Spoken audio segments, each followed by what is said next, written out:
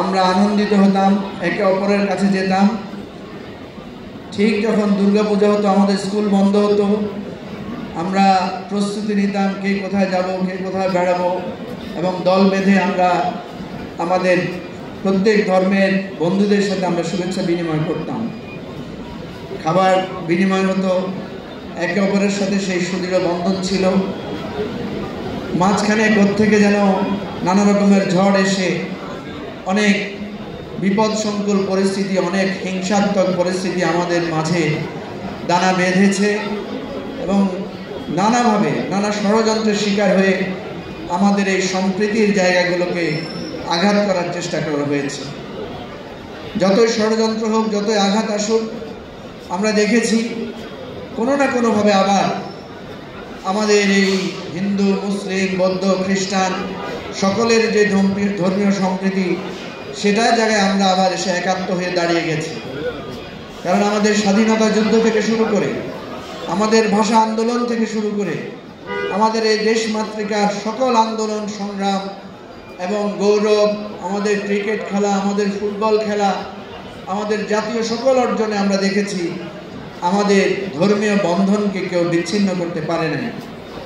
তো আমি আজকে এখানে প্রতীকীভাবে সারা বাংলাদেশে আমাদের সনাতন ধর্মের ভাই ও বন্ধুদেরকে শুভেচ্ছা জানাচ্ছি।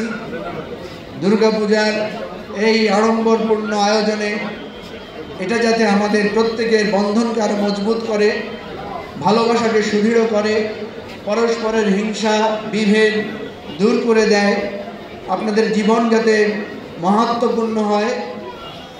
এই আমাদের কোনো ধর্মই আমাদেরকে হিংসা শেখায় না, কোনো ধর্মই আমাদেরকে পরশ্রীকাতরতা, একে অপরের অধিকার নষ্ট করা শেখায় না, কোনো ধর্ম আমাদেরকে মিথ্যা বলতে শেখায় না, কোনো ধর্ম একে অপরকে অন্যায়ভাবে আঘাত করতে শেখায় না।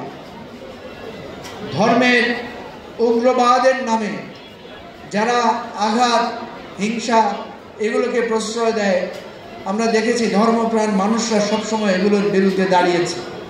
আমরা যাতে এইভাবেই একে অপরের প্রতি ভালোবাসা, একে অপরের প্রতি প্রেম এবং শ্রদ্ধা জানিয়ে আমাদের এই দেশটাকেও আমরা অপরূপ সুন্দর রাজ্যে, যে স্বপ্ন আমরা দেখছি, বাংলাদেশের সংস্কার, বাংলাদেশে একটা নতুন ধরনের রাজনৈতিক সংস্কৃতি, বাংলাদেশকে একটা নতুন রাজনৈতিক বন্দোবস্তের নতুন 2.0 নতুন রিপাবলিকের যে স্বপ্ন আমরা দেখছি, আমরা সবাই মিলে যাতে সেটার জন্য কাজ করতে পারি।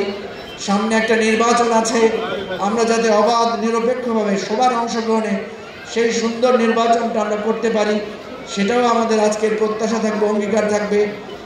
এই সরকারের কাছে আমাদের দাবি থাকবে দেশের প্রত্যেকটি পূজার্থী বন্ধুদের নিরাপত্তা যাতে নিশ্চিত হয় এবং যাতে কোনো ধরনের বিভেদ এবং কোনো ধরনের ষড়যন্ত্র সেখানে প্রশ্রয় না পায়। আমরা